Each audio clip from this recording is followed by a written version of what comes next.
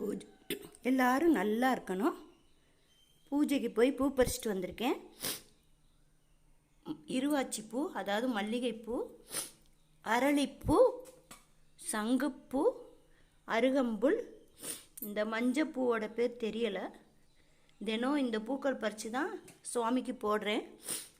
சுவாமி இந்த பூக்களை வச்சு தான் அர்ச்சனை பண்ணுறேன். இன்றைக்கி அமாவாசைனால வாழைக்காய் பறிச்சிட்டு வந்திருக்கேன் வாழை மரத்துலேருந்து. தினம் சுவாமி எனக்கு நிறைய பூக்கள் கொடுத்துருக்காரு.